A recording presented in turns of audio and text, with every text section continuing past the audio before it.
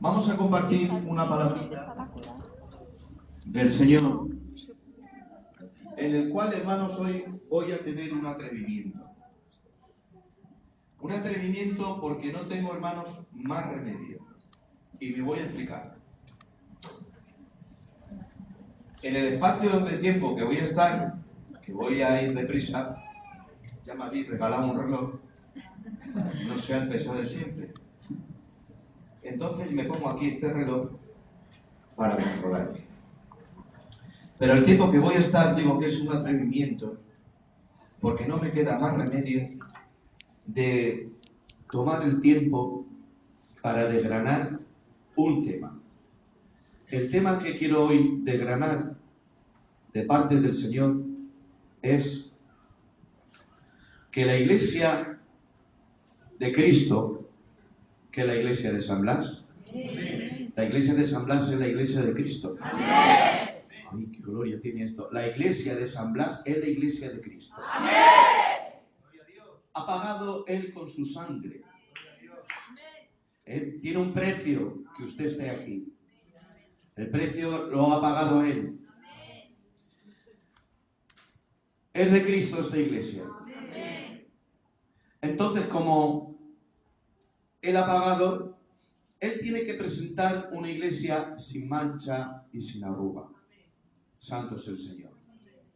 Entonces, hay una autoridad que tiene la iglesia. La iglesia, hermanos, no la lleva, no la forma un hombre, ni un gobierno de hombres.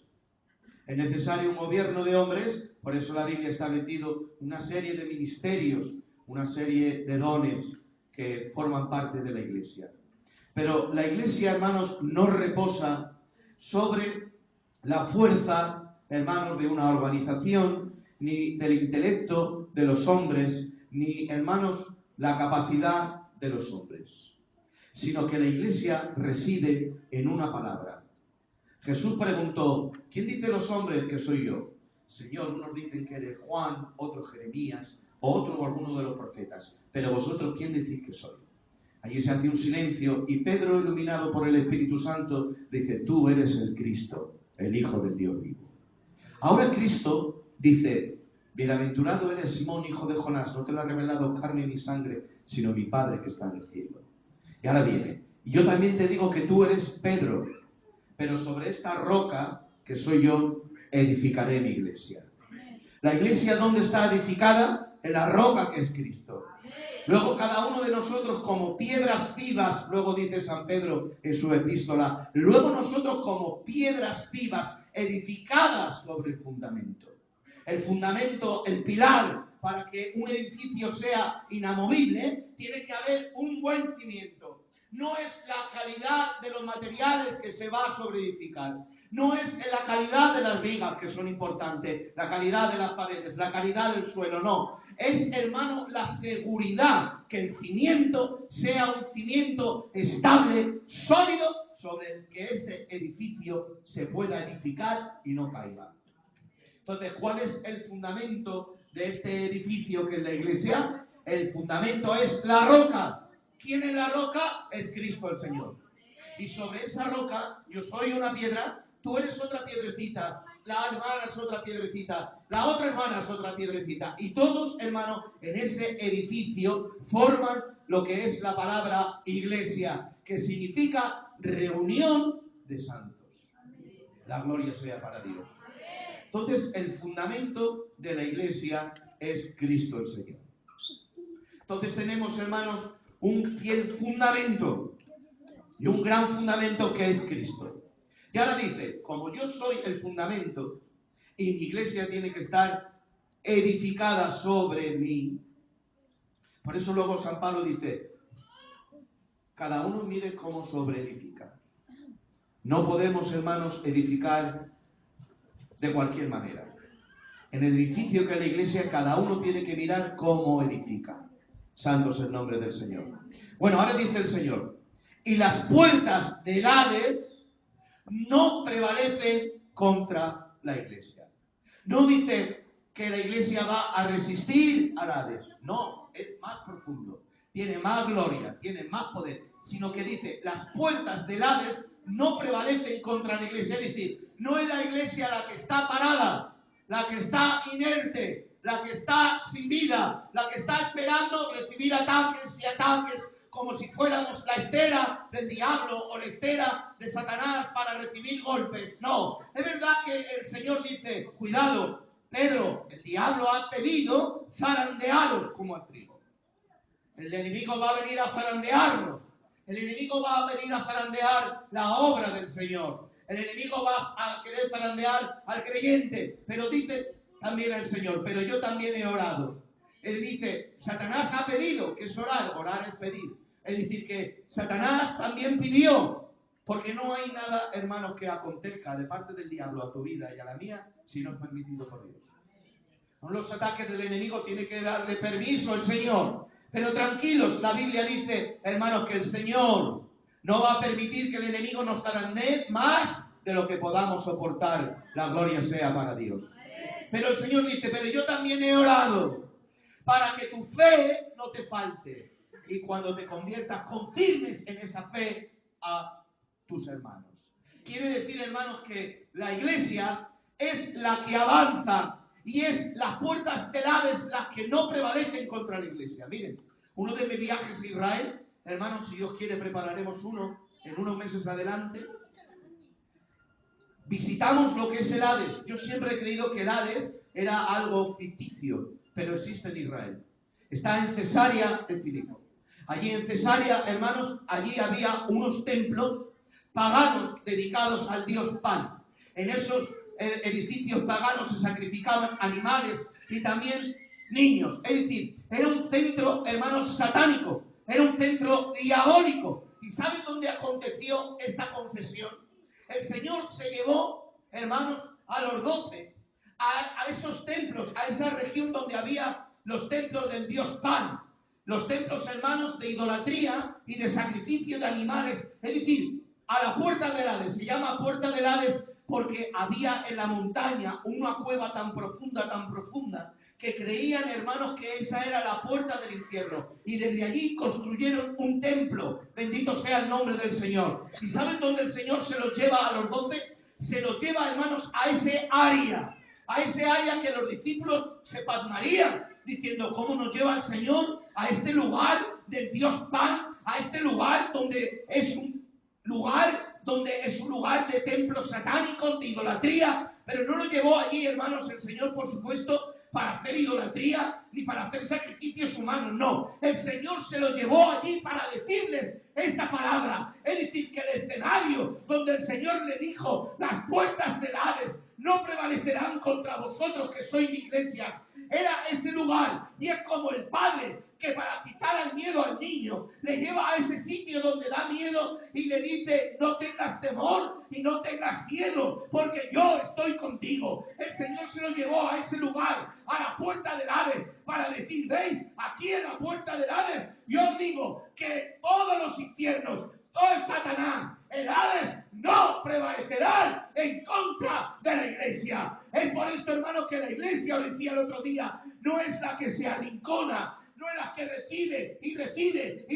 golpes, no. Es la iglesia la que se levanta, es la iglesia la señora, es la iglesia la esposa, y es la que camina paso firme, y las puertas del Hades, el infierno, las potestades de las tinieblas, no pueden prevalecer contra la iglesia de Cristo, contra la iglesia de San Blas, porque la iglesia de Cristo, en la iglesia de San Blas, está la luz de Dios y las tinieblas desaparecen. Cuando viene la luz, la gloria sea para Dios. Las puertas del Hades no prevalecerán contra la iglesia. Santo es el Señor. Esto no es obra de nadie, es obra de Dios. Bueno, ahora voy a decir lo atrevido. Esto todo lo que os he dicho en estos 10 minutos que llevo es entendible. Pero me dio la necesidad, hermanos, y voy deprisa, y he dicho, ahora me vais a entender por qué atrevimiento. Es imposible hablar 21 siglos de la historia de la iglesia. Pero te lo voy a dar en un atrevimiento casi, hermanos, no encuentro la palabra. En estos minutos te voy a hablar un poquito de historia de la iglesia, para que tú veas cómo la iglesia la mantiene Cristo. Otra vez, la iglesia la mantiene Cristo. Otra vez, la iglesia la mantiene Cristo. ¿Por qué la mantiene? Porque es suya. Y como es suya, la cuida, la protege. El enemigo la ataca, puede diezmarla, puede dividirla, puede, hermanos, hacer mucho. Puede haber, hermanos, ahí heridas de guerra, porque saben, cuidado, no nos podemos quedar inertes y decir, todo lo hace Cristo, no. Tú también, Dios te ha dejado herramientas, y en esas herramientas tú tienes que trabajar. Por eso dice la Biblia que no tenemos lucha contra sangre ni carne, cuidado, sino contra huestes espirituales de maldad en las regiones celestes.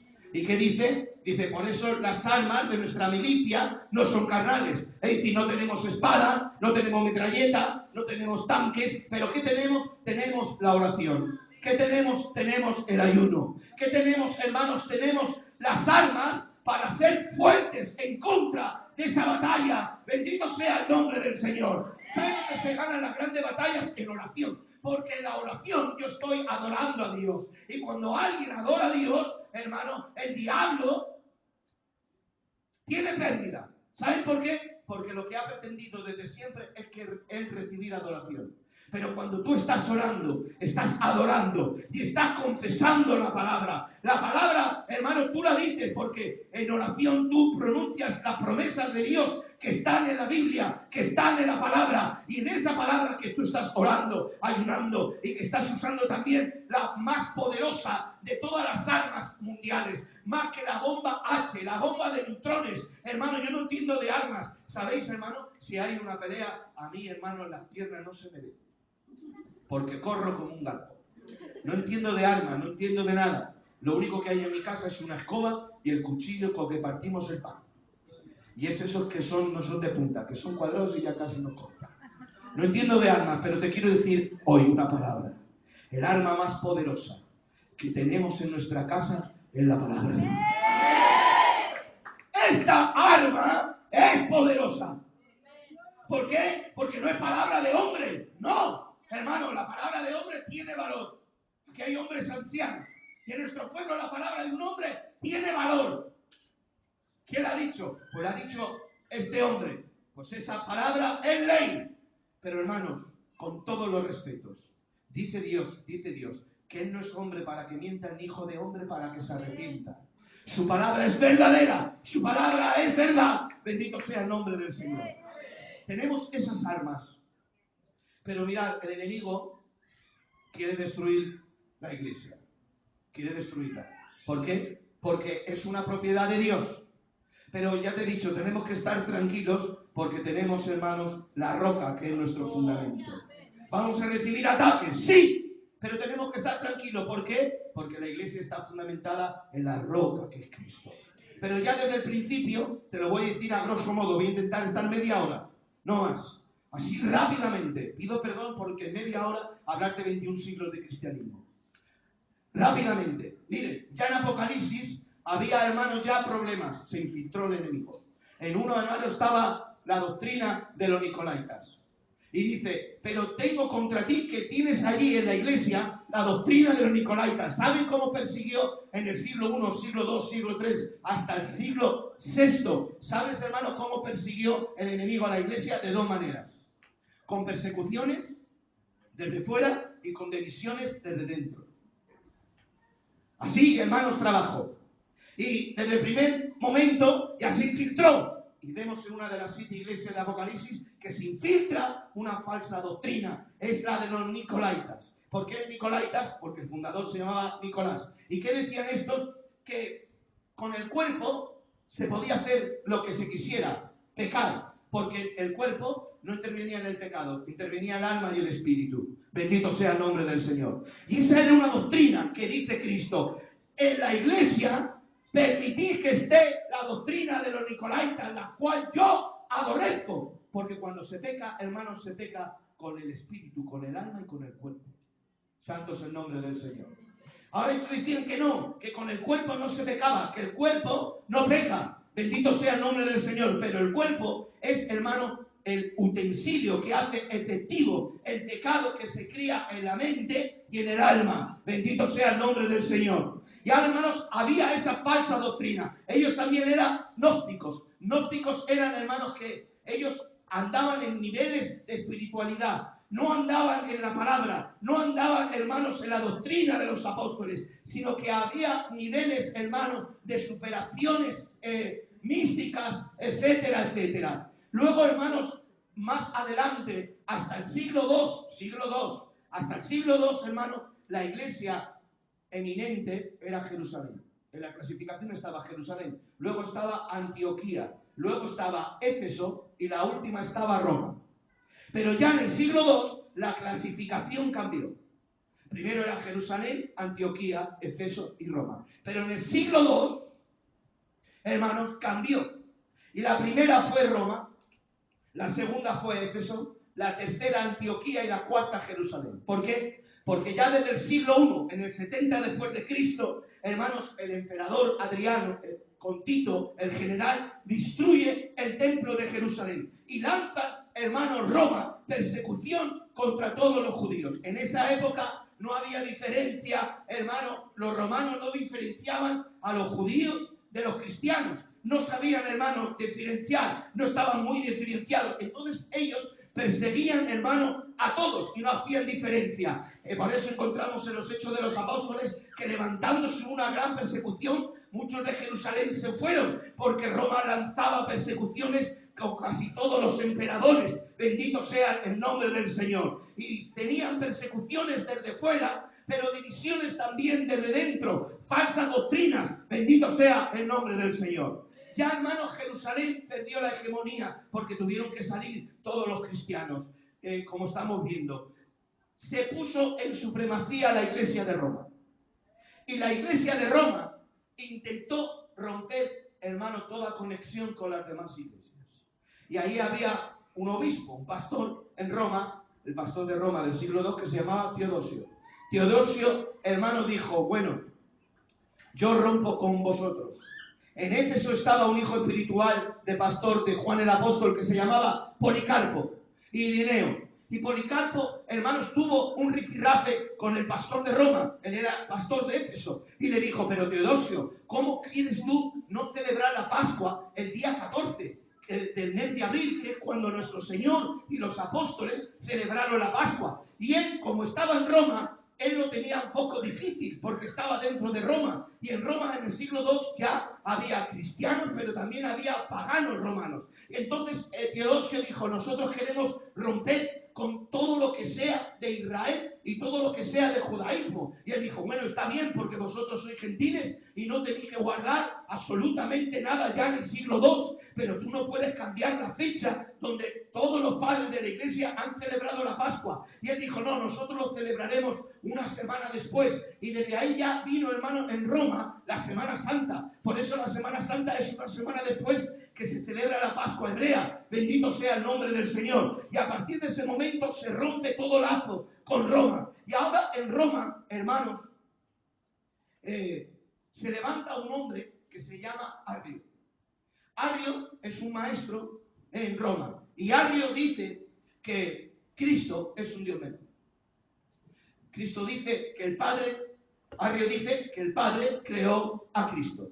Esa doctrina ahora la tienen los testigos de Jehová, que dicen que Cristo es un Dios menor, que Él no puede ser igual que Dios. Pero ellos no entienden, hermanos, que en el principio era el verbo era con Dios, y el verbo era Dios, y el verbo se hizo carne. Haya pues en vosotros este sentir, el cual hubo en Cristo Jesús, el cual siendo en forma de Dios, no estimó ser igual a Dios como cosa que aferrarse, sino que se despojó a sí mismo. No le hizo el Padre, fue Él, que Él tenía la misma autoridad que el Padre. Por eso le dijo a Felipe, Felipe, tanto tiempo llevo contigo, el que me ha visto a mí ha visto al Padre, porque yo y el Padre somos solo una cosa. Y el Hijo, hermano, es 100% hombre y también es 100% Dios. Hermano, esa es la unión hipostática que se llama, que Cristo, para que me entendáis, es hombre, porque tenía que venir en semejanza de carne de pecado, pero sin pecado. Porque Él no concibió en pecado como padre y madre, sino que Él fue concebido por obra del Espíritu Santo, pero tenía que venir en semejanza de carne de pecado para clavar su carne en semejanza de carne de pecado, terminar con el poder que el pecado tenía en la carne,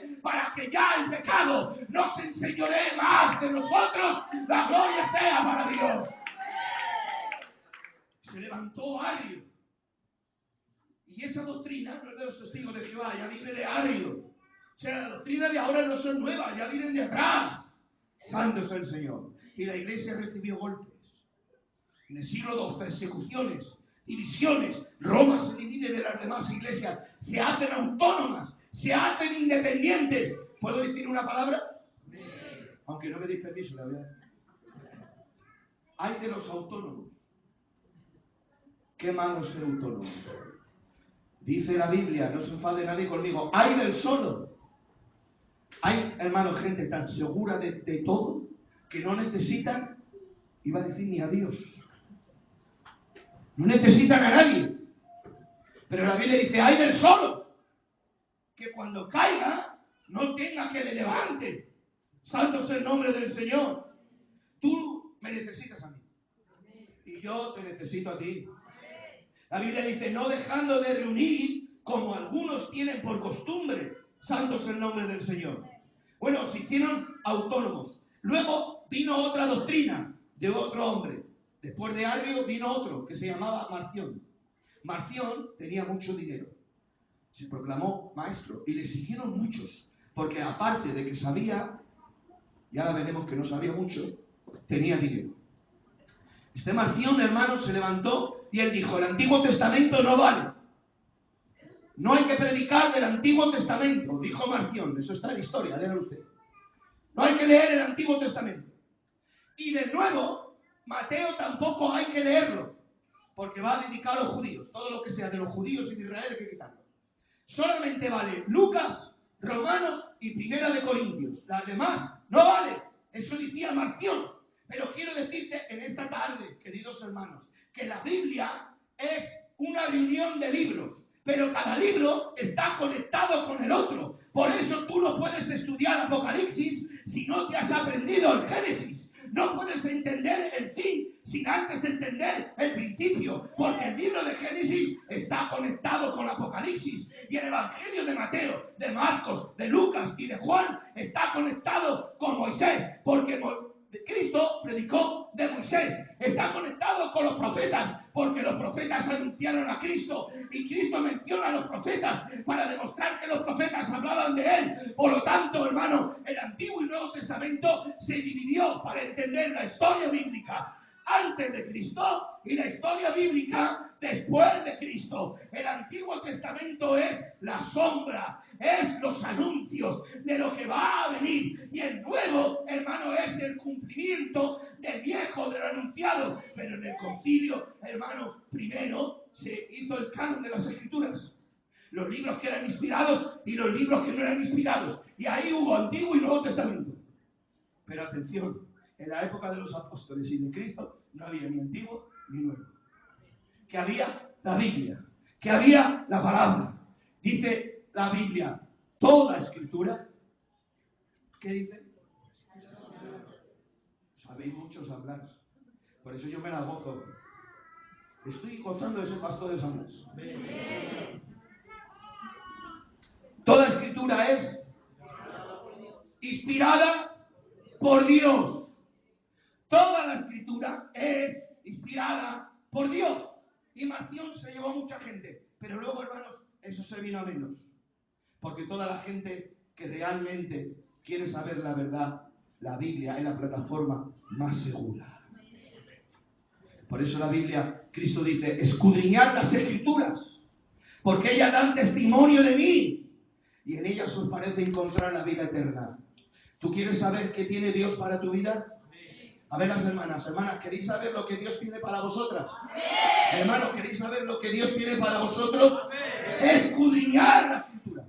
¿Qué es escudriñar? Leerla no, estudiarla, desgranarla, sacar, hermano. Pero no interpretar de cualquier manera, sino interpretar lo que está realmente escrito. Bendito sea el nombre del Señor.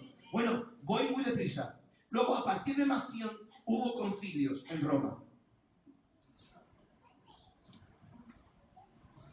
¿Qué eran concilios?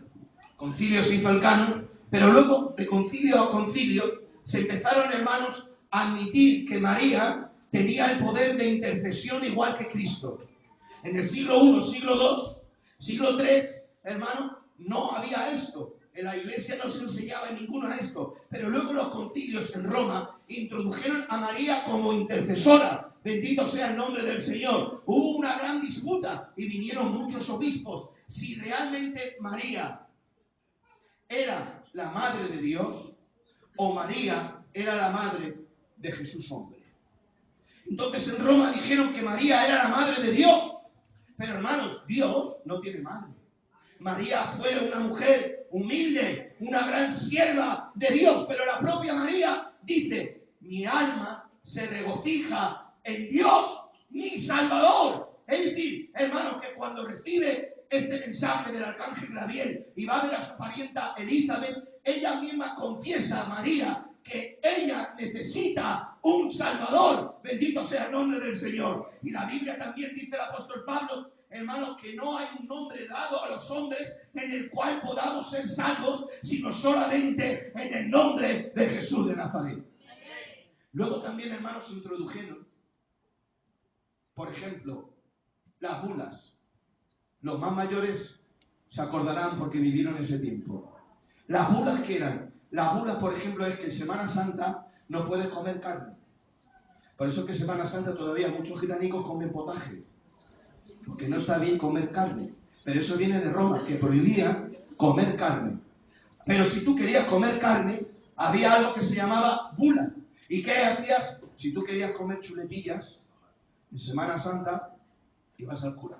Dice: ¿cuánto es, padre, la bula por comer carne? Y te decía el cura, por ejemplo, 1000 pesetas. Y tú dabas 1000 pesetas y el cura te decía: Santis nobis mostis, dame las 1000 pesetas que yo te perdono. Tú te ibas ya gozando porque estabas perdonado por Dios. Santo es el Señor. Aleluya. Antiguamente no teníamos el Evangelio. Y los gitanicos, hermanos, iban a la misa. ¿Y saben cómo daba el cura la misa? De espaldas y en latín. Dime tú, un gitano que va a la misa, el cura se pone de espaldas y encima te la dice en latín. ¿Qué hacías? No los gitanicos, sino la gente del pueblo, porque ahora en España hay educación.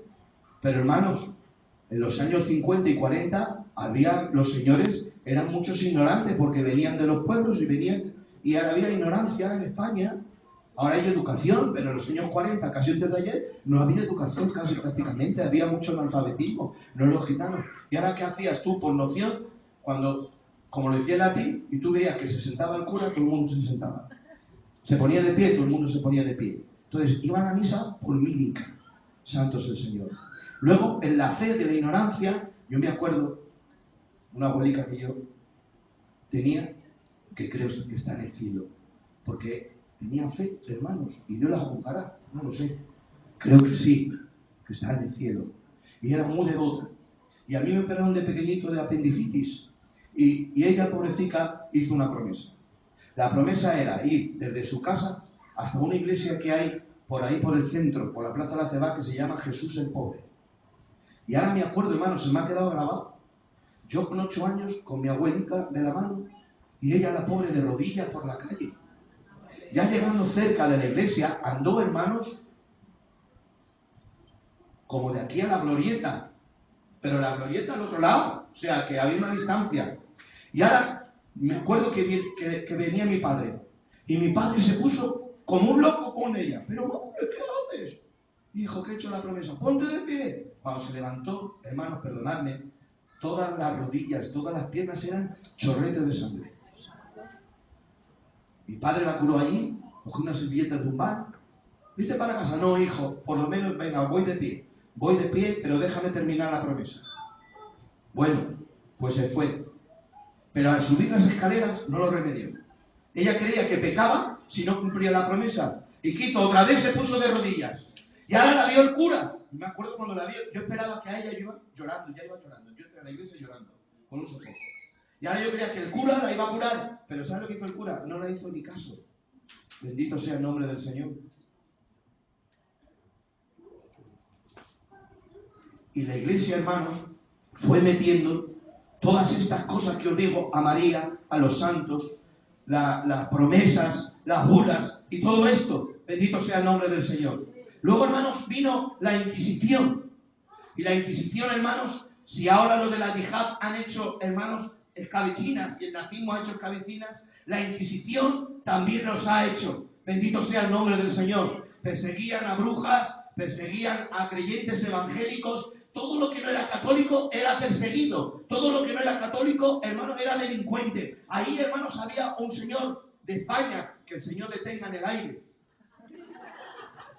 Claro, no se puede echar maldiciones en el aire. Dios le juzgará, será en el aire.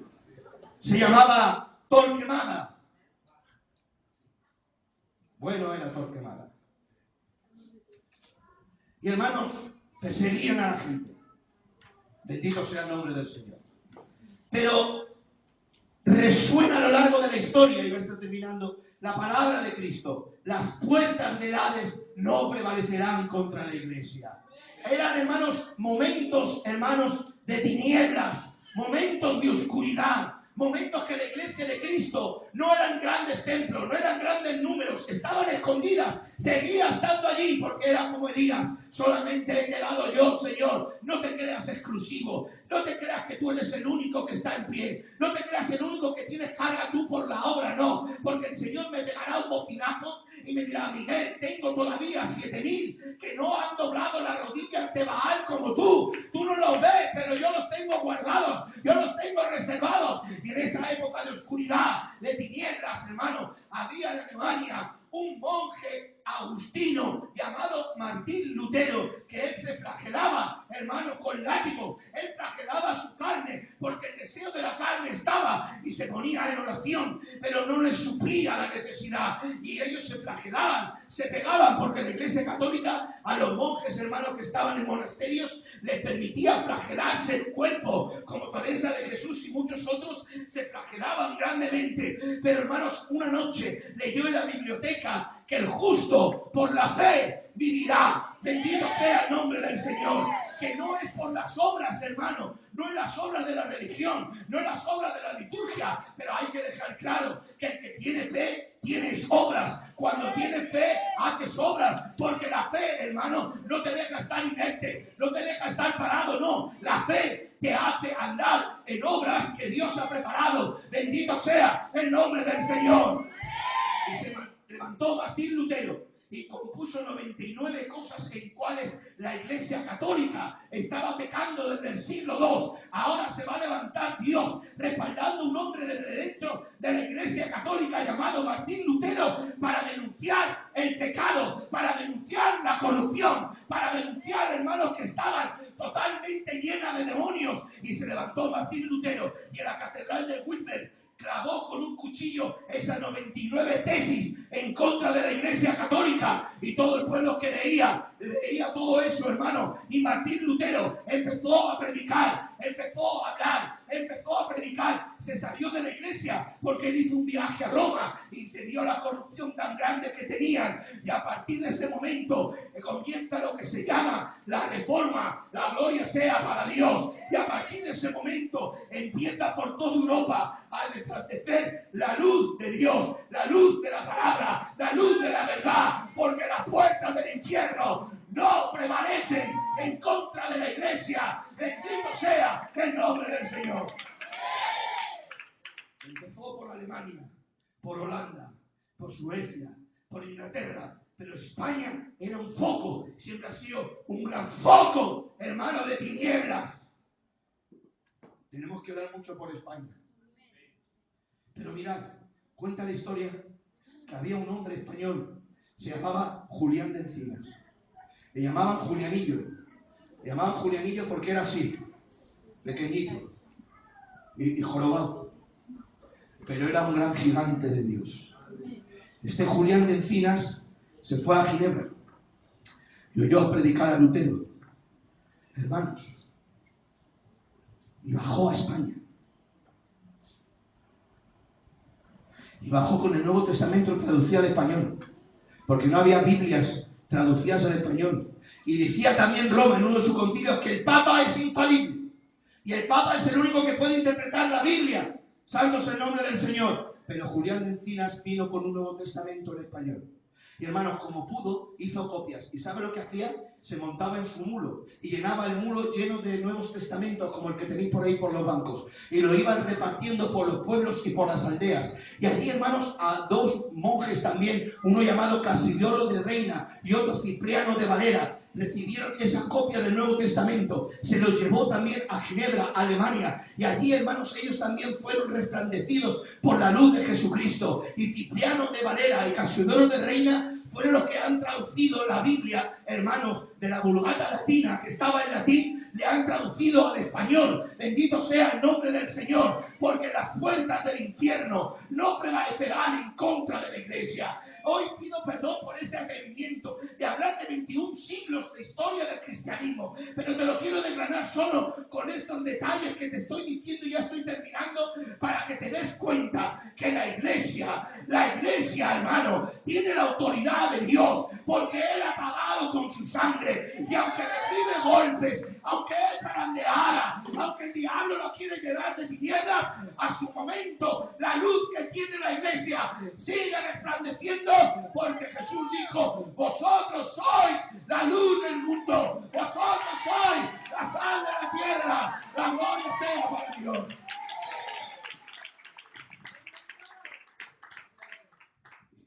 Pido perdón, me siento mal. No se puede hablar en unos minutos de toda la historia del cristianismo. Me salto mucho. Con esto ya me habéis entendido.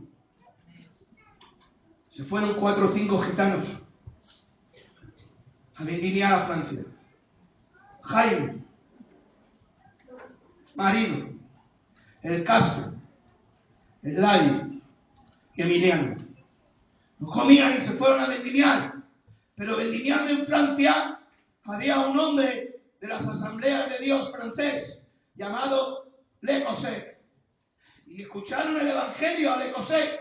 Y cuando terminaron de vendimiar, estos 5 hombres de Dios, que no tenían estudios, no tenían universidad, no habían ido a seminarios, no tenían teología, pero eran 5 hermanos, utensilios de Dios para sacar a los gitanos de las tinieblas, porque en medio de los gitanos, porque en medio de lo más bajo, por el medio, hermano, de lo más débil que había en la sociedad de España, Dios tenía un pueblo, Dios tenía una obra, y se partieron por toda España y empezaron a predicar el evangelio. No tenían conocimiento, no tenían estudio, pero predicaban y la gente se sanaba, los enfermos se sanaban, los demonios salían de los cuerpos y la gente se convertía, porque las puertas del infierno no prevalecen en contra de la iglesia de Jesucristo.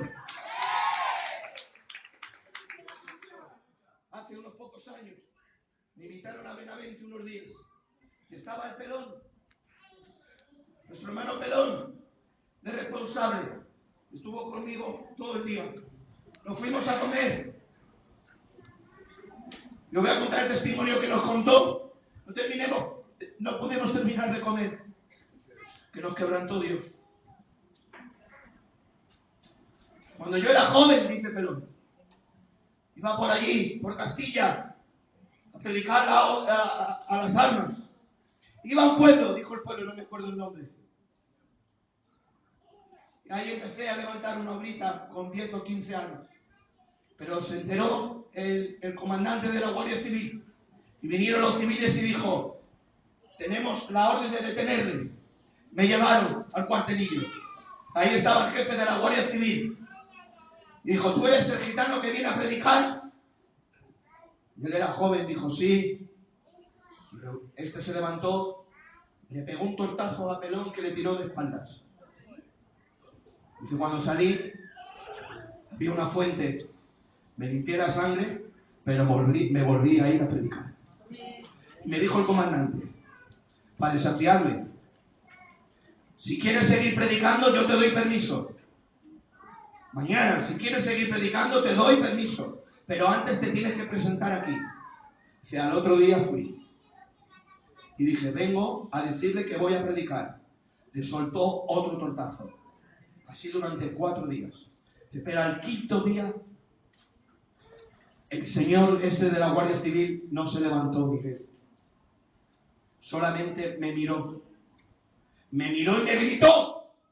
Y me dijo, Tomás, porque el pelón se llama Tomás. Tomás, ¿de dónde eres tú?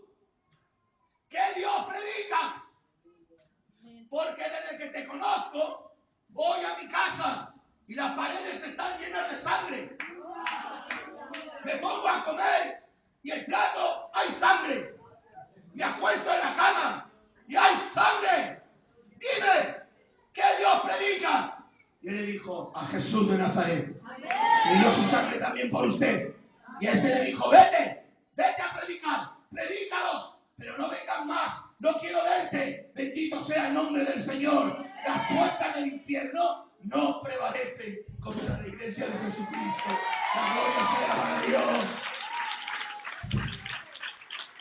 Y mira, hermanos, tiempo me faltaría para hablaros de un hombre que está en el cielo. Hay varios. Un hombre que vino a San Blas hace muchos años. Ya está en el cielo. Es un general del Evangelio. Juan el Pisculave. Y tiempo me faltaría hablando de Diego el Pillayo, que fue vuestro pastor, y de Juan el Brutus, y del Freitas, y de Gavino que está en el cielo, y de Juan Pinocho que está en el cielo, y Antonio Guinea, y Rafa Peralta, y Manolo de la Felisa, y Ramón del Centro, Rafa de Usera, Juan de Torrejón, Miguel El Garras, Carlos de la Merina, Mariano, Eugenio Miramona, el Paco de la Lidia, el hermano Miguel que ha salido, el Antonio, el Quique que han sido vuestros pastores. ¿Por qué? Porque las puertas del Hades no prevalecerán en contra de la iglesia. La obra no es de los hombres, la obra es de Dios, porque Dios, hermano, tiene a su iglesia en la tierra, que tiene toda la autoridad. Bendito sea el nombre del Señor. Las puertas del Hades no prevalecen contra la iglesia. La iglesia de San Blas es poderosa. ¿Saben por qué? ¿Porque hay un buen coro? No. ¿Porque hay un pastor? No. ¿Porque es poderosa? Porque es la iglesia de Cristo. ¿Recibiremos ataques? Sí. ¿Recibiremos golpes? Sí. ¿Recibiremos tribulaciones? Sí. ¿Recibiremos aflicciones? Sí. Pero nos seguiremos manteniendo. ¿Quién es el que se mantiene? El que está en la roca. ¿Quién es el que se mantiene? El que está en el fundamento. ¿Y dónde tenemos que estar? ¿Dónde tenemos que estar? En el fundamento que es Cristo. En el fundamento de la doctrina de los apóstoles. Yo siento que Dios está aquí. Siento un poder de Dios tremendo. Créeme que ahora estoy sintiendo a Dios poderosamente. ¿Por qué tienes temor por tu hogar? Tienes temor por los problemas que hay. Tu casa es de Dios. Tu matrimonio es de Dios. Tus hijos son de Dios. Porque tus hijos, tu matrimonio, también son parte de la iglesia. ¿Sabéis lo que somos la iglesia de San Blas? La iglesia de San Blas somos la representación de cada familia. Que nos reunimos aquí. Santo es el nombre del Señor. ¿Sabes lo que dice la Biblia? Que oremos por nuestros gobernantes. La iglesia tiene autoridad para poner y quitar reyes. ¿Qué te parece? Para vivir sosegadamente. Para que Dios nos dé visiones, cambiar de planes que no son de Dios. Pero a veces, hermanos, vivimos siempre en la queja. La iglesia no puede estar con la queja. La iglesia no puede estar con el lamento. La iglesia, dice la Biblia, que vamos de victoria en victoria, de gloria en gloria, de triunfo en triunfo. ¿Lo han creído 4? No te puedo hacer que creas. Si no te lo crees, ¿qué quieres que te diga? Yo ya te lo he dicho, pero te lo tienes que creer. Podemos estar, ¡ay, qué pena! ¡Ay, qué pena me tengo! ¡Ay, qué pena! ¡Ay, qué pena! No sé si me quiere el Señor, si está conmigo. No aguanto, a esa gente no nos aguanto. Después de lo que ha hecho Dios con su Hijo, después de lo que ha hecho de Él, lo que te ha entregado de Él, lo que te ha dado de Él, todavía estás pensando a esta altura si está contigo o no. Él está contigo todos los días, hasta el fin del mundo. En la enfermedad está contigo, en el desierto está contigo, en el horno está contigo. Él siempre está con los que son de Él. Santo es el Señor. Solamente te hace falta decir, Padre. Aleluya. ¿O no? A ver, si tu hijo te pide pan, ¿le das una piedra? ¿Le das una piedra? Os he hecho una pregunta. ¿Le dais una piedra a los niños ahora? Ahora le llevas al Burger King. Telepizza. Papá, tengo hambre. Vamos a Telepizza. Y dice el Señor, no sé si podéis conmigo, si vosotros siendo malos, sabéis hacer cosas a vuestros hijos, ¿cuánto más vuestro Padre Celestial, que ese es el bueno? Ese es el bueno. No dará cosas buenas a sus hijos. Así que tenemos que hoy salir con victoria y con poder. ¿Por qué? Porque lo confesamos, somos la iglesia de Jesucristo, que nos va perfeccionando Él. Y ya pronto nos vamos a ir a la boda. Ya la novia tiene que estar ya sin mancha y sin arruga, perfeccionada. ¿Para qué? Para desposarnos con Él en el nombre del Señor. Bueno, pues esta ha sido la palabra y el culto de esta tarde en el nombre del Señor. Amén.